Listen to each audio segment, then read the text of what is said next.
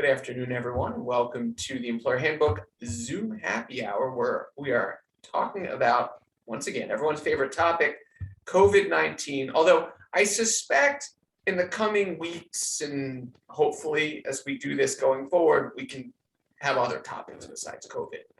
I'm starting to get a little tired of this, but I figured this would be a good time to bring in some friends to do a recap in case anyone missed some of the news and the nuance of what's been going on with OSHA and the healthcare mandate, the federal contractor mandate, and then we're gonna read a few tea leaves to predict, what might happen in the weeks, months to come involving COVID as it relates to employment law. And then I asked you folks when you signed up for this webinar to ask questions, and you can still ask more questions in the chat, but we're going to queue the ones that were asked in advance first, and we're going to answer as many mailbag questions as we can, all without giving any sort of legal advice or creating any sort of attorney-client privilege. Indeed, we assume that your questions are all hypothetical and you're asking them for a friend.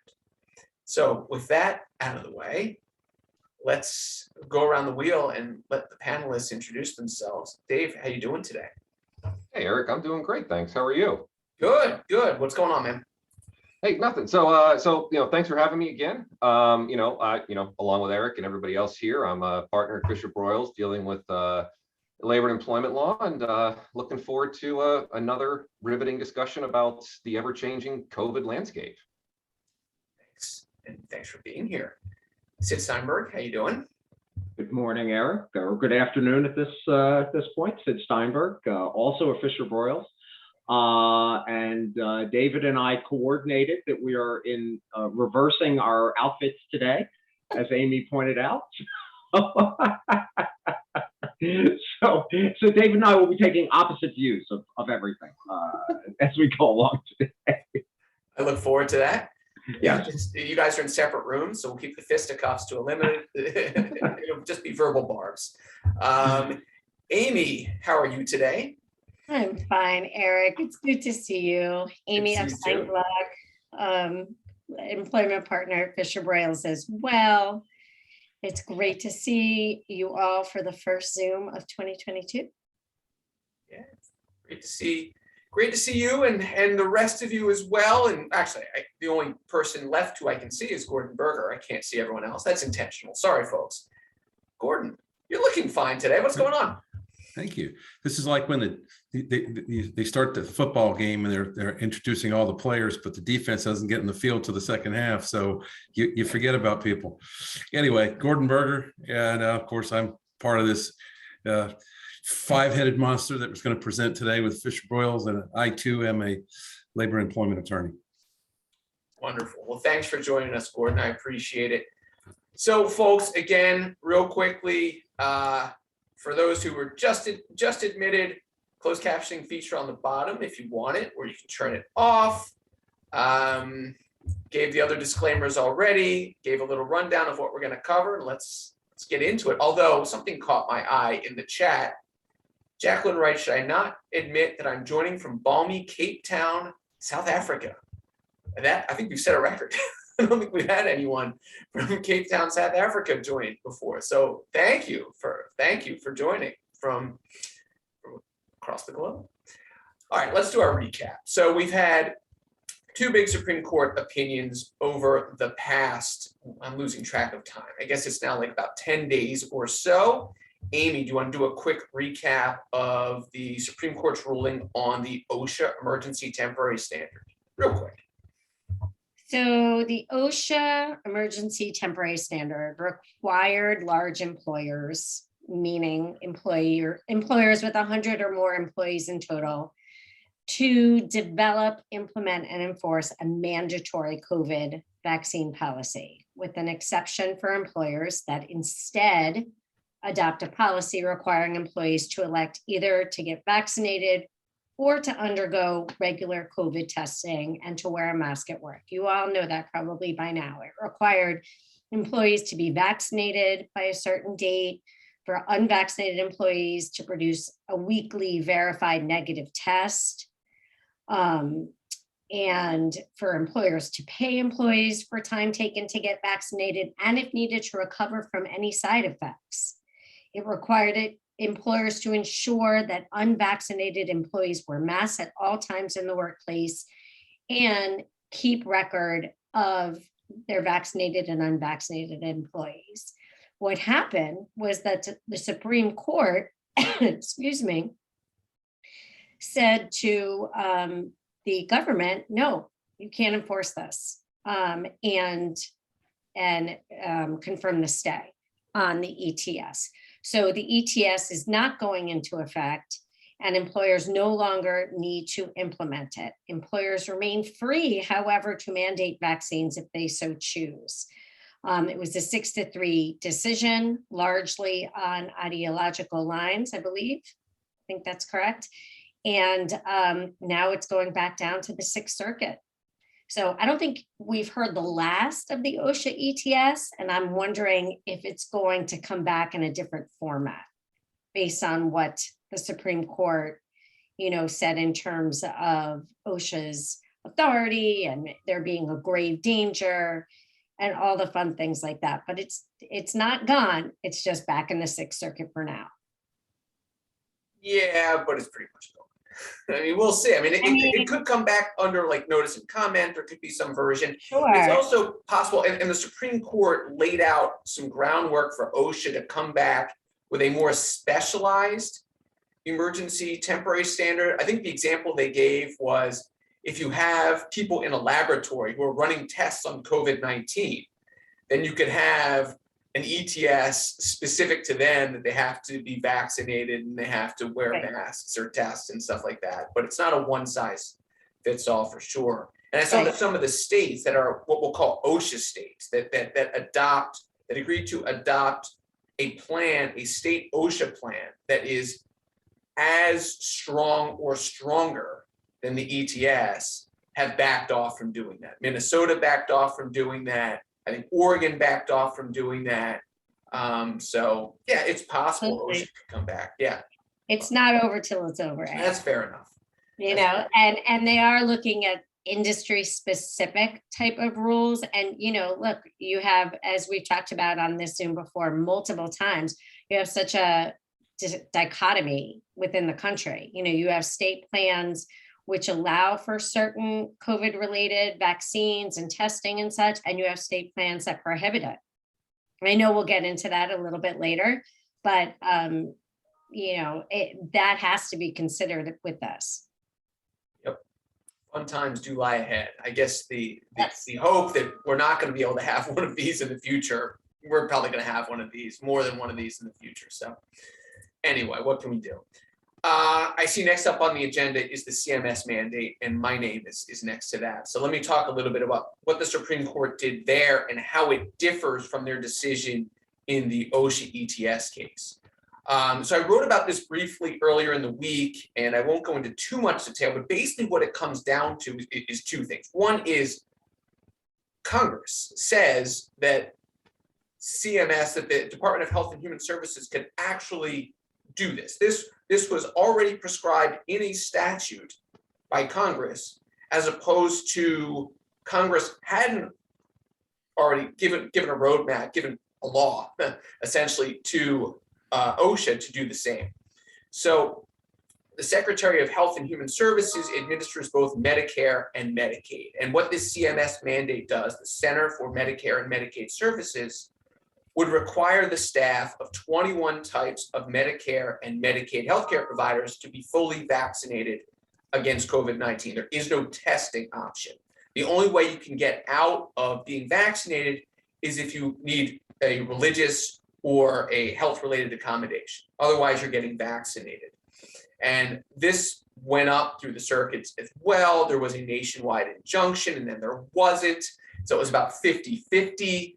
And it made its way up to the Supreme Court, and the Supreme Court said this mandate can go into effect. As I was saying, the Secretary for Health and Human Services, which administers both Medicare and Medicaid, it says it in the statute, that the secretary has general authority to promulgate regulations as may be necessary to the efficient administration of the functions with which, in this case, he is charged. And one of those functions is to ensure that healthcare providers care for Medicare and Medicaid patients to protect their health and safety. I mean, that makes sense, right? You want not only the employees to feel comfortable at a healthcare facility, but you want the patients to come in and feel comfortable and not catch COVID-19 from the people who are helping them. So it was a 5-4 decision. Justices Kavanaugh and Chief Justice Roberts joined, the other three who had dissented from the OSHA case, and effectively this is in place. Now, your mileage may vary, as Amy alluded to earlier, in states that don't allow mandatory vaccinations, and we'll see how those battles are waged in the future. But the general rule is that if you work for one of these covered healthcare providers, you're going to need to get vaccinated unless you have an exemption or an accommodation need, religious or health related. Okay, there's one more big federal mandate that affects private employers that we need to talk about here. It hasn't made its way up to the Supreme Court yet, but it's still very much in play. Dave, you want to talk to everyone about the federal contractor mandate? Yeah, absolutely. So we've got the federal contractor mandate, and that's the only one of these that is yet to get its spot before the Supreme Court. However, I anticipate that at some point in time in the future that will be happening, regardless of what the 11th Circuit or any of the other circuits rule on that. Somebody's going to take this to the Supreme Court. But by way of background, the federal contractor mandate, it is a true vaccine mandate. It applies to all federal contractors who have a contract that was entered into after October 15 of 2021, or any renewals or reaffirmations or re-ups or resupplies. So it applies to those contractors. And unlike the OSHA ETS, this one applies to, or would apply to, remote workers. And specifically under the federal contractor vaccine mandate, it applies to any employee who is working on a federal contract or one of those covered federal contracts, or working in connection with one of those federal contracts. So this would be, the person that's actually tightening the nuts and the bolts on the Navy ships that are being built pursuant to a federal contract, as well as also people like your accounting folks, that they need to do the accounting for that project. They're working in connection with the contract and they're necessary to the performance of the contract. It also applies to federal subcontractors under the same test as before. And the interesting thing is it also applies to any workplace location where the work on the contract is being performed. So just because an employee is not working on the federal contract, that doesn't mean that that employee is not necessarily going to have to be vaccinated if they're working at a location where other work on a federal contract is being performed. The other fun fact is it applies to employees working in outdoor settings, unlike the OSHA ETS had said. And it also applies to employees who are fully remote, because if they're working on a federal contract from their home, then that is a workplace location or a location where work on a federal contract is being performed. So that is something else that is different under the federal contractor mandate. But I think, as Eric alluded to, we have a nationwide stay on that federal contractor vaccine mandate that was entered into in a federal judge in Georgia. That has been appealed to the 11th Circuit. The 11th Circuit declined the Biden administration's petition to lift that stay. But they said that they're going to decide this on an expedited basis. But from what I can tell, we may not get a decision on that. Expedited seems to mean April of this year, potentially. And then we also have There was the Kentucky District Court also put a stay on it. And the Sixth Circuit here just recently, I believe it was last week, upheld that stay. And it's interesting, kind of to do a little bit of prognosticating on what might happen here. At least in the Sixth Circuit, they kind of followed the same lines that the Supreme Court did under the OSHA ETS. So the federal government's saying that they have the authority to mandate federal contractors mandate the vaccine under the federal procurement statute, because it promotes efficiency, because you're going to have less absenteeism from employees who might come down with COVID if they're all vaccinated. Kind of like they said under OSHA, Congress did not grant OSHA that express authority to mandate these vaccines and testing requirements. And they the Supreme Court put the stay on that. My assumption is if this gets to the gets to the Supreme Court, kind of like the Sixth Circuit just said, that's a bridge too far. That the federal procurement statute does not, or the Congress did not give the federal government that authority under the procurement statute. So you got to really look at what the statute says and what it's given the agency, the executive agency, authority to do. The other interesting thing, just looking at what we had in the OSHA Supreme Court case, last week, I guess it was, one of the things that the majority focused on was the fact that it did not apply to remote workers. The vax or test mandate did not apply to remote workers. And they really got hung up, if you listen to the argument, they got hung up on the outdoor requirements and the fact that employees, it would really only apply to, I forget the percentage, but some small percentage of purely outdoor workers, landscapers and the like, would probably still be required to do this because they ended up going inside at some point in time during their day. Here, and the majority didn't like that. And here in the federal contractor mandate, it applies. If you work indoors, outdoors, doesn't matter. It's still going to apply with equal force to all of you. So if I were to read the tea leaves, I don't see this one hanging on for all that much longer. If it, like I said, hanging on being, a stay, with the stay still being in place, I don't think it's going to hang on and ever, frankly, become effective. Thank you. Yeah. So speaking of reading tea leaves, Gordon, a question that I think all of us get from clients and is, can employers stop mandating vaccinations now? Right? Sure. Right. I mean, is there any reason they can? Excellent question. So, yeah. So time to get your cameras out, because this is going to be pretty good stuff. So just building on what has already been said. So Sixth Circuit has the mandate, but at the same time, the ETS expires 6 months after issuance, which by my math means May 5th. So it's possible the Sixth Circuit may not issue a decision before it expires on its own. All right, that being said, so we might not have an ETS mandating vaccinations. However, OSHA has other powers, which Eric alluded to, but we generally call it the general duty clause. And that allows them to provide and maintain workforces that are free from recognized hazards. So the challenge there, though, is that OSHA has to show an actual hazard existed in the workplace. They can't just show that an employee could have had COVID at work and transmitted it to other workers. They have to show that methods of actually mitigating COVID, testing, masking, and vaccination are technologically and economically feasible.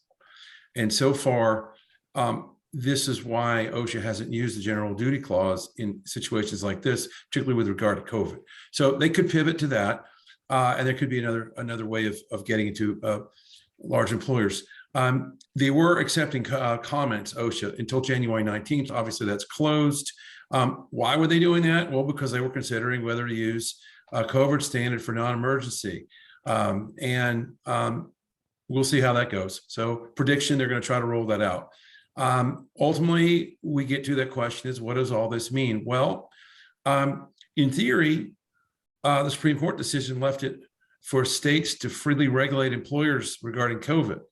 However, there are 22 states that have their own federally approved OSHA plans. What does that mean? That means that in those 22 states, federal OSHA doesn't have jurisdiction over private employers if those states have what's called an approved plan. So in those states, OSHA plans can be adopted as long as they're at least as effective as the federal OSHA standards. But with this stay, there is no standard in place at the federal level, which has left state OSHA plans to adopt standards or decline to do so, in the case may be, that are the same as the ETS or less productive. So a state OSHA plan could adopt a standard that requires vaccination or masking, but doesn't require testing, for instance. Right now, we know of certain OSHA plans like California, Virginia, Washington, and Oregon that have adopted COVID standards. California's just passed a legal challenge in the courts. Now, there are other states like Iowa, District of Columbia, I think it's Massachusetts, there's a few others that have declined to do anything because of the Supreme Court decision. They're doing a wait and see. So part of the answer is, what are you subject to is dependent upon where your employees work. It's not just where the company is located, but where they're governed under what law. All right, so then you have the fact that if the ETS loses its preemptive effect on states that don't have state-approved OSHA plans, then you can get anything, which means it can be regulated at any level or not regulated. If not regulated, then employers are free to do what they want. Example, you might know in Texas, Governor Abbott issued an executive order prohibiting mandates for vaccinations. Without the ETS, that's okay, but ETS would preempt this because it frustrates the regulatory scheme OSHA tried to impose. So I would say that to the extent you're not in an OSHA state-approved plan state and there are no other state laws in place, then it's up to the employer to make the decision. So how's that? It's really good. We've seen Starbucks has said it's dropping its OSHA, OSHA ETS vaccine mandate / testing requirement. General Electric is dropping it. Citigroup's keeping it. Right. However, I think Citigroup implemented it back in October, and they have reportedly 99% of their employees are already vaccinated. So it's like, why not keep it, right? I mean, like, they can't get unvaccinated. It's worked, so it is what it is. And that dovetails into Sid. I guess Gordon talks a little bit about whether employers should continue mandating vaccinations, but one thing we haven't talked about yet, and I see it bandied around, but not great focus on it, is boosters. Because if you're mandating vaccinations, should you also be mandating boosters too? What good is a vaccination from if you're fully vaccinated 7 months ago? Right. Well, Gordon and I really have the flip side, not David and I, and the flip side is, can an employer continue to mandate vaccinations and the like? And the answer is, as Gordon just explained, with the caveats of location. Generally, nationally, the answer is yes. If you had it before, you can still make that decision. You still have the free reign to do that, should you want, again, depending upon your specific locale. And with respect to boosters, can you mandate that? Well, if you could mandate the vaccination, sure, you could go ahead and mandate the boosters. We know that only about 50% of even those vaccinated have gotten the booster. And without getting into efficacy rates and the like, obviously the booster is important in the current climate in which we're living. You've seen, though, for example, you said Carhartt is continuing their vaccine mandate, whereas Starbucks is not. And this gets into the world in which we're living and the politics and the like. of whether the employer wants to continue to do that. I did see an interesting survey from Willis Towers, which is an insurance group, from back in November, and they said they surveyed 500 plus employers, fairly large employers, and 30% roughly of the responding companies said that they would mandate if the ETS went into effect and if it was to be upheld. So that tells you that employers were either looking for the cover of the ETS or we're just simply going to do it in compliance. And so, look, that's a very long way, a lawyer's way with a lot of words of answering, yes, the employer can still mandate vaccinations and could conceivably mandate the booster as well. I'll be back. The CMS side of it, I know we're going to talk about that a little bit later. That in healthcare, there are still the mandate applies. Thanks. So the other part of the ETS, which employers really aren't focusing much on right now, is the regular testing in lieu of the vaccine mandate. So you heard this from Justice Sotomayor, that the emergency temporary standard was not a quote unquote vaccine mandate. It's an option. You could mandate vaccines for your workforce, or you could have them test regularly. So some employers may say, look, all right, fine. We're going to encourage vaccinations. We're not going to require it. But if you don't get vaccinated, because we want to maintain a safe workforce, we don't want COVID coming into the workplace, we're going to require employees who aren't fully vaccinated to test weekly and wear a mask. So what happens in that situation? Specifically, who pays for the test and who pays for the time spent getting tested? I think it's the same as it was when the OSHA ETS, before it was actually stayed by the Supreme Court. Who pays for the test? Well, it could be the employee. I mean, the employer can pay for it if it wants to, but it can also push that cost off to the employee.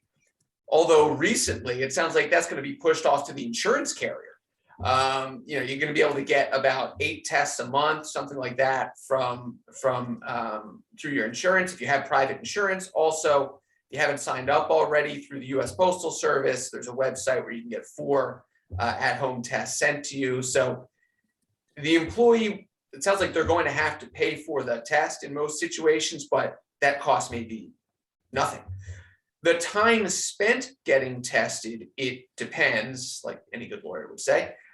If the employer is requiring the employee to do that during working hours and they are non-exempt, the employee should get paid for that time. If they're doing it at home, I mean, it's pretty quick. It's not a big deal, but if they have to go to a CVS or some sort of testing site, then that time during the workday, then that time should be compensated. The issue comes down to, well, what happens under the Fair Labor Standards Act if you're telling employees that, no, we're not making you get tested during working hours, but you do have to test once a week and you can do it whenever you want. Who pays for that time? The Department of Labor has said that when this practice becomes basically a condition of employment, you basically, it becomes indispensable and integral to what they do, then employees should be compensated for that time. But they haven't come out and given a definitive, yes, they need to be compensated under this specific set of facts. So your mileage may vary, especially under state law, but under federal law, under the Fair Labor Standards Act, please don't take any advice from us. We're laying out the possibilities. Check with your outside counsel for your specific scenario and get some, pay for some legal advice that way. Amy, since so much has happened over the past weeks, months, what should employers be considering when redrafting COVID-19 policies? Because it's definitely time for an update. Yes, it is. So I have a lot more to say about that than I do about what the Supreme Court said about the OSHA ETS, because that's done. And the question is now for employers, what do we do, right? What do we do and how do we pivot from what we thought was going to be our new policy? So the first, I think I'd be remiss if I didn't start at the very top here and say what employers should be looking at in terms of redrafting or, drafting COVID policies is CDC, state and local guidance. CDC is pretty much is updated or updates as much as any other, state and local guidance.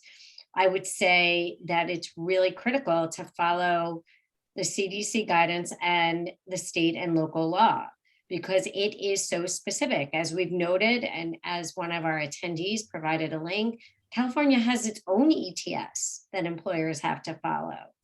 22 state plans cover both private sector and state and local government workers, and they vary widely. Employers have to really be sure that they're in compliance with their state's approach. And I keep saying state, but I have to really keep saying state and local. For example, employers in Pennsylvania, the state of Pennsylvania may have one standard and the city of Philadelphia has another. Prior to the Supreme Court's ruling, Iowa announced it wouldn't implement OSHA shot or test mandate, while Minnesota, as I think you noted, Eric, adopted the ETS. So it's really going to depend on the state. States in the South, like Florida and Texas, states without a state plan, now would appear to be able to enforce measures restricting the ability of employers to institute vaccine mandates for employees, even though the EOC says that vaccine mandates are fine. So it's very tricky for employers. In terms of their policies, I would say you're kind of going back to when we first started with the pandemic. It's so important, I would say, to all of you and to employers in general, to communicate with your employees, first of all, to prepare a written policy, provide advance notice to your employees of the requirements that you establish. It would include what you just talked about, Eric. Testing. Are you going to require testing? Who pays? What are the exemptions? What are the opt-outs for vaccinations? What is the company required? What's fully vaccinated? Is it boosters like Sid was talking about? A discussion of reasonable accommodations, who to talk to, what's the process? A description of any documentation that has to be provided and how you as an employer are going to handle any positive COVID diagnoses.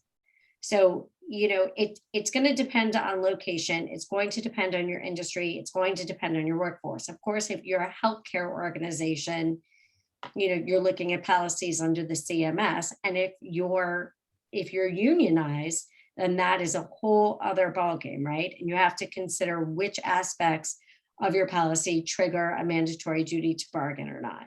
So there's so many things that employers really need to consider at this point in pivoting and redrafting their policies. Yeah, those are all great points, Amy. And I want to add one more, because I'm looking over someone else's just regular employee handbook right now. And I think this would apply to a COVID specific policy. If you've got verbiage in there from an old policy that sounded good on paper when you first implemented the policy, like if there's a COVID-19 positive, we're going to bring in the special platinum cleaning crew and clean the entire workplace with all sorts of special chemicals and yada, yada, yada. And it just never happens. Like, you don't do that. Take that out of your policy. Yes. Like, if there's stuff in there that you're not going to do, don't put it in there. Okay. That we always talk about that. Only have policies that you are enforcing. Right. Exactly. We talked a little bit about the general duty clause. So I'm going to skip ahead a little bit. I had that in my notes. And I want to ask Dave I'm going to go to Dave because I had him for the general duty clause, but I want to ask you, Dave, a different question. Are employers required to follow any sort of mask mandate now that the ETS is stayed? So kind of masking wasn't the focus of that, but it was a part of if you test. But what kind of mask mandates are there for employers anymore? Well, I mean, you have to, so that's a loaded question.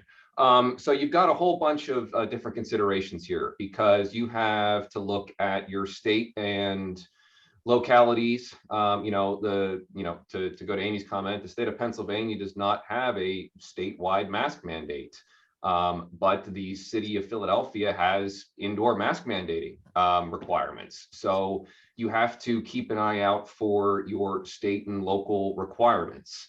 You've also got, this could come into play if you've got employees traveling, they're getting on an airplane, you're going to have to, they have to follow that masking mandate in airports and federal buildings and getting on airplanes.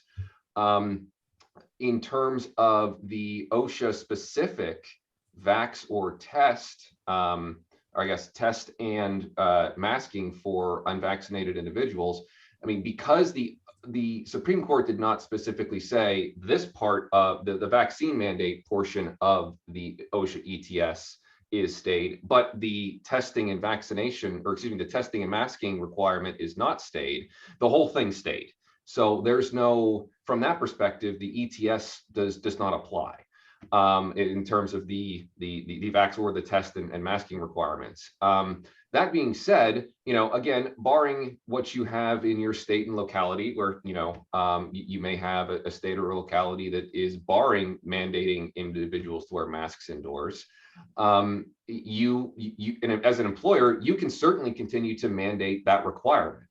And mandate your employees wear masks indoors, outdoors, in a car, on a bus, on a train, whatever you want.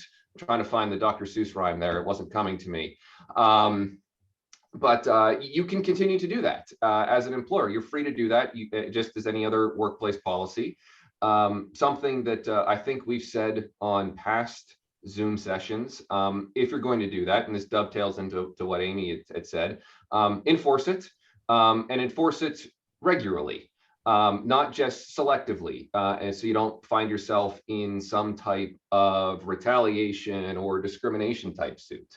But long answer to a short question, depending upon what your local or state law says, you can still mandate masks in the workplace. Thank you. Gordon, I alluded to it earlier, but I kind of fumbled with it and didn't really offer any sort of specifics. I'm hoping you have some. This requirement that insurance carriers are going to cover at-home tests. Someone lobbed that question when they were registering for this webinar. What can you tell folks about this insurance carrier requirement to pay for COVID at-home tests? Not nearly as complicated as trying to determine whether you can mandate your own rules as an employer, that's for sure. Okay. But what we do know is the following. As of January 15th, employees who purchase over-the-counter COVID diagnostic tests can get reimbursement for the test from their group health plan. There were FAQs that were issued on January 10th that cover some of the requirement for the OTC COVID tests, which means obviously it's not obtained without, it's attained without a doctor's order. So it's just, you can order and buy them. The website opened, allowing a certain number per household and so forth. But getting back to the FAQs, so the FAQs include some enforcement safe harbors for carriers who offer plans that are going to have to cover the OTC tests. So first, they're allowed to limit the amount required to be reimbursed for a non-preferred pharmacy or retail over-the-counter tests. And then they are permitted to limit the amount of tests required on a monthly basis without a doctor's order. Now, what I've been seeing so far is plans are allowing 8 tests a month that fall into this category. There's a couple other points here. One being the plans have to cover the cost of the tests without any cost sharing requirements or any prior authorization, other medical management requirements on the part of the insured. The FAQ also hasn't modified previous guidance limiting the mandated cost for tests primarily intended for diagnostic or treatment of COVID on an individualized basis. Basically, what that means is that the intention is not to be used to cover cost of testing for employment purposes, and it's specifically excluded. So that's the other caveat here. And that's basically it, soup to nuts, that I know, Eric. Thank you. Appreciate it. Someone asked, can you provide the FAQ link for the test kit coverage? Gordon, if you can find that and load it up in the chat window, that would be awesome. In the meantime, speaking of chat, I'm going to grab my popcorn. I can't wait to see the reaction to this. Amy. I love that you gave this to me too. Yes. Someone asked this question. What recourse do employees who have lost their jobs because they did not get vaccinated under the OSHA ETS? Yeah. What recourse do they have now that the ETS is stayed? Okay. So don't shoot, everyone. Don't shoot. Generally, it depends. It depends on the state. Okay, because it just really does. In some states, that's going to be an issue, and in others, it's not. Generally speaking, what recourse do they have? They don't have any, because although OSHA has suspended the federal vaccine mandate for private companies, right? Employers can still enact their own vaccine requirements. So an employee can be fired for not complying with a company policy. And if that happens, the employee probably won't be eligible to receive unemployment benefits. That is going to depend on the unemployment agency. But hold all the horses. Some states have recently passed laws to ban worker vaccination mandates, and we've talked about that, and protect access to unemployment benefits. Okay, so if an employer terminates an employee because the employee isn't following its policies, it generally has cause to fire the employee. And if the employee is fired for a cause, they may be ineligible to claim unemployment benefits. Every state defines for cause differently, and that's why you get state variation, right? Like, for example, if the best thing really to do is what we talked about previously, have clear vaccination policies that and COVID related policies that you're using, that you're enforcing, and that are compliant with state and local law, right? If the employer's vaccination policy and consequences are clear, there's probably not going to be much leeway for the employee. It's it's a risky proposition for them. And as I mentioned, on the other hand, several states, let's say Arkansas, Iowa, Tennessee, Florida, Kansas, just passed laws this month, maybe it was last month, specifying that workers who lose their jobs for not getting vaccinated can receive unemployment benefits. So the answer is it depends where your employee is. It just depends. Oregon is another example of a state that mandated vaccines, so there's going to be an issue there. New York City as well. State unemployment insurance guidelines advise that termination for not getting vaccinated or vaccinated, subject to case-by-case review. So state and local rules vary, and that's what you really need to check with if you are looking into that. But generally, it will depend. It depends. You've used up our complete allocation of it depends. We're done here. It does, though. It does. It really just depends. It's a very popular question that I'm getting asked. But, states get to have a word here. Yes. And when I load this up to YouTube and I put in the little chapter header so people can skip ahead to different sections, we don't have to watch the whole thing. This will be the it depends section for sure. Sorry. Fair enough. No, completely fair. Completely fair. Sid, someone asked, and I saw another question during the chat about the types of facilities or employers that the CMS mandate covers. Yeah. Can you help out with that? I can.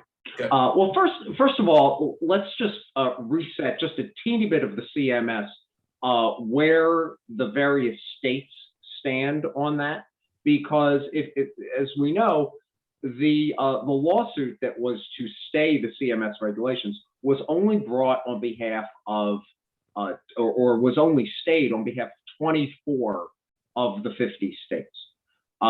So there were 25 states that the CMS regulations or the memorandum was going into effect, and that those time deadlines for that, January 27 to get for employees to get their first dose, and February 28 to be fully vaccinated. And fully vaccinated, as defined by CMS, does not include the booster, at least at this point. Again, Amy would say, depends on various states. Some states are requiring their healthcare workers to be boosted. Check your local listings for that. New York, New Jersey, California, among those. The 24 states that now are required to follow the CMS, those have different deadlines. That's February 14 and March 15 for the first and final dose. There's one state missing. We all know there are 50 states. That's Texas.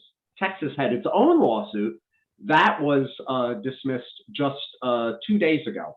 And so Texas, of course, gets its own deadlines, and that is February 22nd and March 21st for healthcare workers there. Okay, the question was, what facilities or who does the CMS apply to? Basically, if you are enrolled in receiving Medicare, Medicaid reimbursements, you are going to be subject to the CMS guidance. There are some very, very limited exceptions to that, which, again, they're very, very limited. Question, and CMS is not clear on whether those are going to apply or not. It's religious-based organizations, not religious hospitals, but very limited religious-based organizations. It may not be applying to. The question that was in the chat was a pharma company that eventually gets Medicare, Medicaid money. The answer to that is no, they are not going to be subject to that because they are not a direct recipient of the Medicare, Medicaid funds. Basically, you need to be required to comply with the conditions of participation, which CMS has published. Pharma companies would not be required along those lines. So that's, again, a long answer to a short question. But basically, if you are receiving Medicare, Medicaid funding, you are going to be required to comply. Questions we keep getting, although not as much because the vaccine mandates have basically gone away, unless employers want to mandate on their own, is what is considered a sincerely held belief for purposes of COVID-19 accommodations? And I'll tackle that one.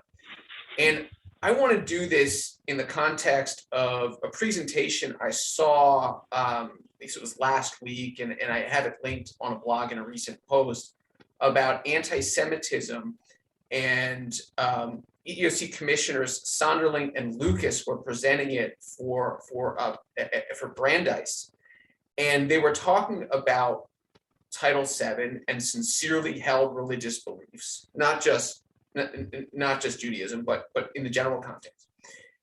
And they talked about how it's not really the employer's role to second guess the sincerity of someone's belief. Just because someone doesn't follow mainstream religion, or even in the context of Judaism, for example, someone who doesn't go to synagogue that often could still have sincerely held beliefs, just because they're not, practicing it out at temple each week. So in the context of COVID-19, right, we know that the Catholic Church has said that there's nothing in, in the Bible or in our teachings that would impede someone from getting a vaccination. However, you might have someone who is Catholic who has sincerely held beliefs against getting vaccinated. Okay, so how do you respond to that, where someone says that they need an accommodation? Well, there are really two approaches. One is you kind of accept it at face value and move on and just say, okay, fine. You have articulated something that makes sense. That, we don't quite understand it, but we don't quite necessarily maybe agree with it based on other stuff that we've read and heard, but you do you, you've articulated a sincerely held belief, and we're going to give you an accommodation. And that's pretty much the approach that the EEOC has recommended that employers take. They've said to employers, look, if you want to process religious accommodations, use our form, use our in-house EEOC accommodation form, which really does not provide much of it. The bar is very low for what constitutes a sincerely held belief to get an accommodation. The other thing that employers can do is they can push back a little bit and say, okay, fine. You're saying that your sincerely held belief prevents you from getting the COVID-19 vaccination. All right, fine. Have you gotten other vaccinations in your adult life? And if so, why is COVID-19 any different, right? How does your religion allow you to get a tuberculosis vaccination, but not a COVID-19 vaccination? If they can't distinguish between the two and you want to do that pushback, okay, you can probably deny the accommodation request there. You can also deny an accommodation request if it creates undue hardship on the business. Let's not forget about that, right? So there's that analysis of, okay, someone can still have a sincerely held belief, but the accommodation itself, which is different, creates an undue hardship on the business. And the bar for religion is rather low. So, there is no one size fits all analysis. Each case stands on its own, as some would say here, it depends.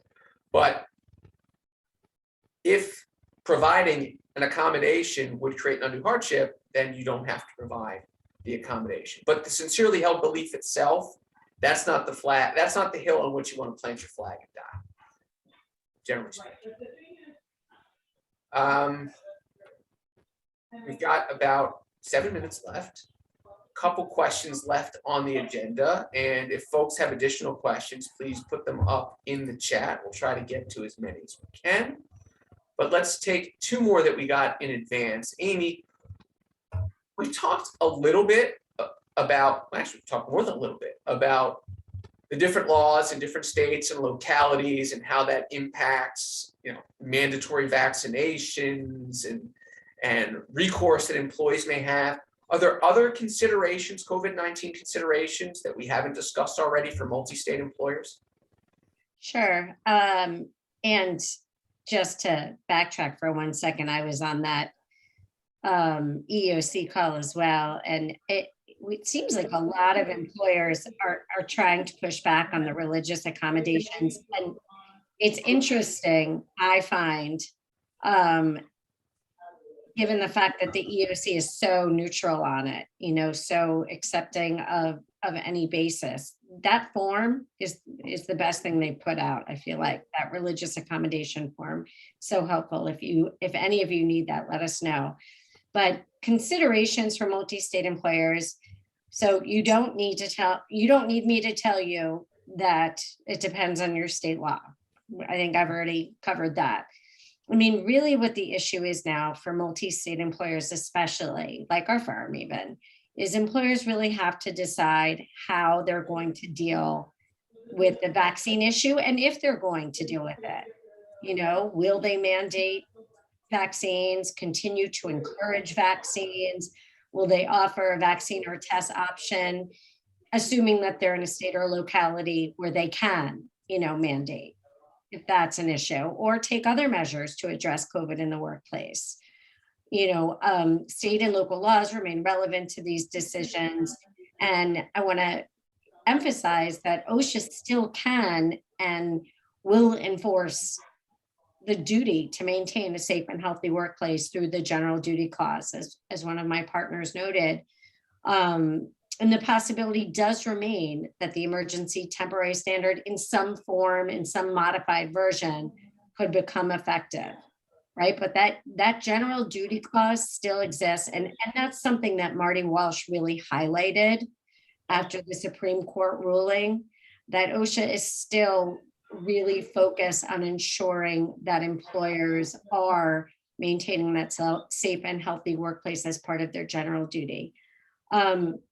Employers also want to address in their policies the process for seeking an exemption from any mandates, whether it's vaccines, testing, and/or masking, medical and religious exemptions under the Americans with Disabilities Act and Title VII, or state and local human rights acts. All of those should be processed in accordance with federal, state, and local law, and an interactive dialogue with the employee seeking an exemption.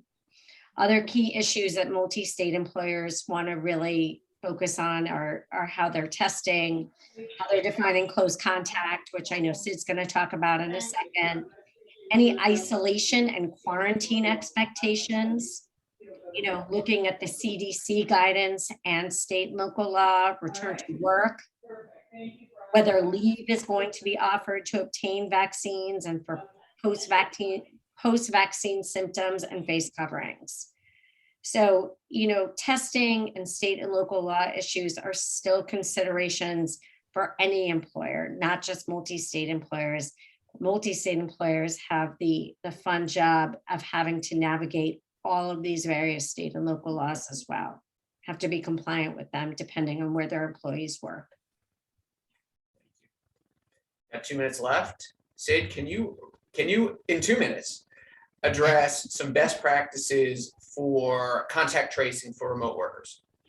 Sure. Well, okay. So the CDC guidance on various how long one needs to be exposed, so on and so forth, seems to be changing about every 20 minutes or so. So it's very hard to follow all of that.